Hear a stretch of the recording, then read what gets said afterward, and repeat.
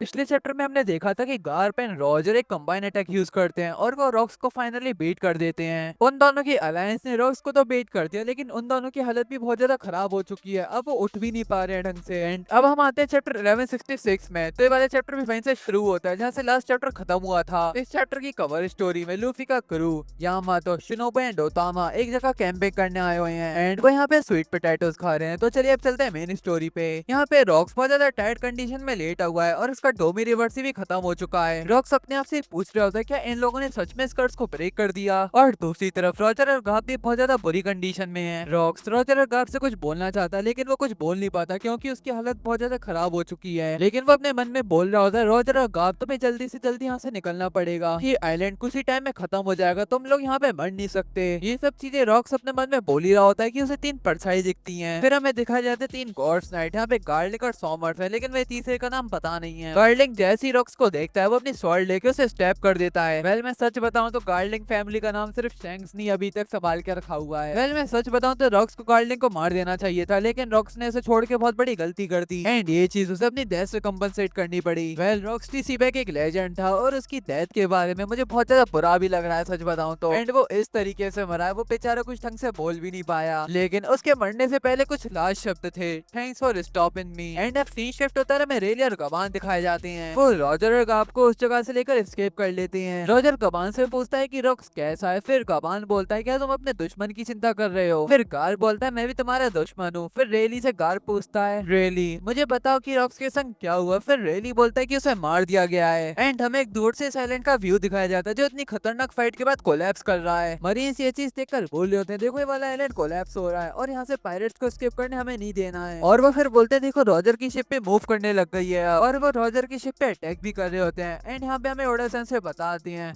ये वाला इवेंट कोई भी मार्क नहीं छोड़ेगा पेजेस ऑफ हिस्ट्री में। सी की वेव्स ने इस आइलैंड को सॉलो कर लिया है और फॉग ने कंज्यूम कर लिया है। जैसे पर्दे एक ग्रैंड स्टेज को बंद कर रहे हैं। ये था एसेंस कॉड वैली इंसिडेंट का। लेकिन हमें यहाँ पे एक चीज दिखाई जाती है, आसमान में क्लाउड्स दो पार्ट में डिवाइड हो चुके हैं एंड उन क्लाउड्स के अंदर से बहुत सारी लाइटनिंग स्ट्राइक्स भी हो रहे हैं। जहाँ तक है मुझे लगता है कि एशियन वेपन हो सकता है। यहाँ पे हमें ओडा सन से बताते हैं ये साइलेंस बस कुछ ही मोमेंट का था जब बहुत बड़ी लाइटनिंग ने हेवन को भी दो भागों में बांट दिया और उसी मोमेंट पे कर्टेन्स खुल चुके हैं नई टेल्स को अनफोल्ड होने के लिए। अब सीन शिफ्ट होता है रॉजर की शिप पे जहाँ पे रॉजर के क्रूमेट्स बात कर रहे होते हैं ट्रेजर चेस्ट खोलने की। एंड यहाँ पे हमें रॉजर भी दिखाया जाता है जो पूरी तरीके से बैंडेज में कवर्ड है, लेकिन वो एटलीस्ट ढंग से चल पा रहा है। उसके क्रूमेट्स उसे ट्रेजर दिखाते हैं और ये चीज देखिए वो बहुत ज्यादा खुश हो जाता है। लेकिन एक ट्रेजर चेस्ट के अंदर से बहुत ज्यादा आवाज आ रही होती है और जैसे ही रॉजर इस ट्रेजर चेस्ट को खोलता है उसके अंदर से शैंक्स निकलता है। एंड अब सीन शिफ्ट होता है हमें न्यूज दिखाई जाती है रॉक्स पायरेट्स खत्म होने की। लेकिन यहाँ पे न्यूज को बहुत ज्यादा मैनिपुलेट करके गार्प को एक तरीके से हीरो कंसीडर कर दिया गया है। ये न्यूज बहुत सारे लोग पढ़ रहे होते हैं और ये चीज देखिए वो बहुत ज्यादा खुश हो गए होते हैं। एंड अब सीन शिफ्ट होता है ग्रैंड लैंड नेवी हेडक्वार्टर्स पे। यहाँ पे गार्प भी होता है। ये न्यूज पढ़ने के बाद गार्प गुस्से से न्यूज़पेपर को ही फाड़ देता है। यहाँ पे सेंगोकू भी होता है। गार्प सेंगोकू से बोलता है मैं वेट नहीं कर सकता जब मैं उस मॉर्गन को पकड़ूंगा। लेकिन फिर सेंगोकू बोलता है शांत हो जाओगा आप, उसने ये सिर्फ इस वजह से लिखा है क्योंकि गवर्नमेंट ने उसे पे करा था इस चीज के लिए। फिर सेंगोकू बोलता है वर्ल्ड गवर्नमेंट एक बहुत ज्यादा मैसिव ऑर्गेनाइजेशन है गार्प, अगर तुम नेशनल आर्मी के मेंबर्स गिनने जाओ तो वो मिलियंस में है पूरी दुनिया में, सबको क्रेडिट देना बहुत ज्यादा मुश्किल हो जाता है। फिर गार्प बोलता है अगर हायर अफ्स मुझे पागल समझने लग गए तो। फिर सेंगोकू बोलता है मैं फिर इसे अनदेखा कर दूंगा। ये चीज सुन के गार्प गुस्से में आता है। फिर इन दोनों की लड़ाई स्टार्ट हो जाती है। फिर गार्प बोलता है जैसा मैंने बोला था तुम्हें सिर्फ प्रमोशन चाहिए और कुछ नहीं। फिर सेंगोकू बोलता है तुम क्या कर सकते हो चट्टान के बिल्कुल नीचे से भौंक के। फिर गार्प बोलता है तुम कभी भी अपने रास्ते से निकले और करप्टेड हो गए तो मैं तुम्हें अपने हाथों से खुद मारूंगा। फिर सेंगोकू बोलता है ये कितना सही है, आई गेस ऐसी वैसे दोस्त होते हैं। फिर सेंगोकू गार्प से पूछता है क्या तुम मरीन्स को क्विट नहीं कर रहे। फिर गार्प सेंगोकू से बोलता है क्लिफ के नीचे भी ऐसी चीजें होती हैं जिसे गार्ड डॉग की जरूरत पड़ती है। अब सीन शिफ्ट होता है एल्बा न्यू वर्ल्ड में जहाँ पे हमें एक लोकी का फ्लैशबैक दिखाया जाता है। यहाँ पे वो रॉक्स के संग होता है। वो रॉक्स से बोलता है कि वो उसे अपने क्रू में ले ले, लेकिन रॉक्स उससे मना कर देता है। फिर रॉक्स अपने मन में बोल रहा होता है जिस आदमी से मुझे बात करनी है वो मुझे बिल्कुल भी टाइम नहीं देता, लेकिन उसका बेटा मेरे पीछे पड़ गया है। देन यहाँ पे लोकी हंसते हंसते बोलता है रॉक्स मुझे लगता है कि तुम नी का हो, वॉरियर ऑफ लिबरेशन जो पूरे वर्ल्ड को डिस्ट्रॉय करेगा हंसते हंसते। फिर रॉक्स बोलता है डिस्ट्रॉय, मैं एम कर रहा हूँ किंग ऑफ द वर्ल्ड होने का।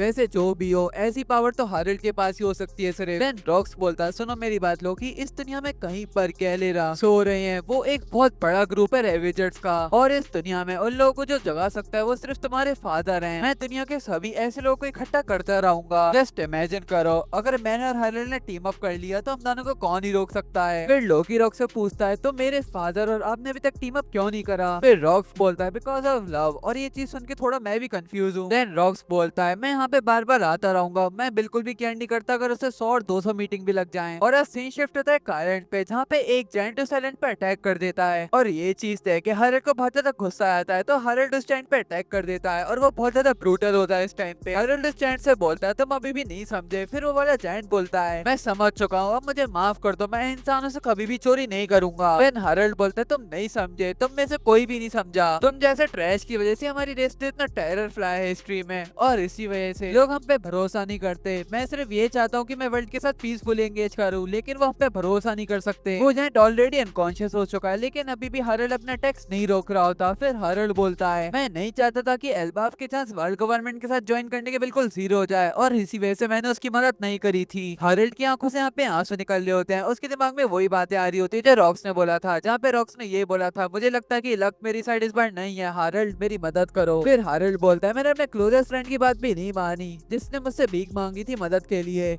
मैंने उसे मरने के लिए छोड़ दिया। यहाँ पे हारल्ड पूरी तरीके से क्रैश आउट आता है। वो बोलता है, मैं यहाँ से पीछे नहीं हट सकता, मैं उन जेट्स को कभी भी माफ नहीं करूंगा जो बुरे काम करेगा। एंड अब सीन शिफ्ट होता है नेवी हेडक्वार्टर्स पे, अंडरग्राउंड डिटेंशन सेल में। यहाँ पे गार्ड भी होता है और ड्रैगन भी होता है जो प्रिजन के अंदर होता है। ड्रैगन गार्ड से बोल रहा होता है, मैं मरीज को क्विट करने वाला हूँ। फिर ड्रैगन गार्ड से बोलता है, मैं तुम्हें बहुत ज्यादा डिस्पाइज करता हूँ, लेकिन गार्ड इस बात को ज्यादा सीरियसली नहीं लेता और उसे की दे देता है, जिससे ड्रैगन एस्केप कर देता है इस प्रिजन को। एंड अब सीन शिफ्ट होता है एल्बाफ में। यहाँ पे हारल्ड अंडरवर्ल्ड में आया होता है, जहाँ पे ईडा का कैफे है। यहाँ पे एल्डर थारुल और ईडा भी होते हैं। यहाँ पे हारल्ड ईडा और थारुल से बोलता है, एल्डर थारुल, मैंने ठान लिया है कि अब मैं अपीयरेंसेस के बारे में बिल्कुल भी केयर नहीं करूंगा। देन वो लोकी और हजरुद्दीन के पास आता है। वो दोनों से बोलता है, हजरुद्दीन, लोकी, तुम दोनों मेरे बहुत ज्यादा खास बेटे हो, मैं चाहता हूँ कि जब मैं यहाँ से चला जाऊँ तो तुम दोनों एक साथ रहो। ये चीज बोल के हारल्ड एल्बाफ से निकल जाता है और नेवी हेडक्वार्टर्स मरीन फोर्ड में आ जाता है। हारल्ड की बहुत बड़ी छिप देके मरीन बहुत ज्यादा पैनिक करने लगते हैं और वो हारल्ड से बोलते हैं, हमारे सुपीरियर्स ने मना करा है कि तुम्हें मरीन फोर्ड में लैंड ना होने दें, लेकिन हारल्ड उनकी बात नहीं सुनता और मरीन फोर्ड में आ जाता है। फिर वो उन लोगों से बोलता है, high ranking marines and leader of the world government, मैं आपसे एक चीज कहना चाहता हूँ, प्लीज मेरी एक बात सुनो। एंड ये चीज बोल के हारल्ड अपने दो हॉर्न्स को खाड़ देता है उनके सामने ही। फिर वो बोलता है, मुझे अलाउ करो सारे सिंस को अटोन करने के लिए जो पिछले 1000 सालों में हुए हैं। मैं उन सारी गलत चीजों के लिए माफी मांगता हूँ जिन चीजों को जायंट्स ने गलत करा है। एल्बाफ के चिल्ड्रन को ऐसा बड़ा करा जा रहा है जिससे वो दूसरों को हार्म ना करें, जिससे वो एक साथ हाथ से हाथ मिलाकर चल सके ह्यूमंस के संग। ये चीज मैंने इस वजह से करी क्योंकि मैं बहुत ज्यादा कमिटेड हूँ पीस के लिए। मुझसे जितनी भी चीजें हो सकेंगी मैं वो करूंगा जायंट्स के सेंस को अटोन करने के लिए। अगर इसका मतलब स्लेव बनना भी हो तो मैं स्लेव भी बन जाऊंगा। एंड ये वाला चैप्टर यहाँ पे खत्म हो जाता है। वैसे इस चैप्टर में बहुत सारी चीजें देखने को मिली। फर्स्ट हमें रॉक्स की डेथ देखने को मिली, एंड दूसरी तरफ गार्व कितना डिसअपॉइंटेड है वर्ल्ड गवर्नमेंट से, और दूसरी तरफ ड्रैगन भी प्रिजन को एस्केप कर देता है। एंड यहाँ पे हारल्ड का तो कुछ अलग ही सीन चल रहा है। इवन तो रॉक्स ने बोला था कि हारल्ड नी का हो सकता है, और मे बी जो लेजेंडरी डेविल फ्रूट एल्बाफ में था वो गम गम नोमी हो सकता है, जो हारल्ड खा लेता तो वो सन गॉड नी का बन जाता। लेकिन आगे कुछ और ही होता है जैसा हमें पता है। वेल, इस वीडियो को एंड करने का टाइम आ चुका है। अगर आपने इस चैनल को सब्सक्राइब नहीं करा तो जल्दी से कर लो, और वीडियो को लाइक करना भी बिल्कुल मत भूलना।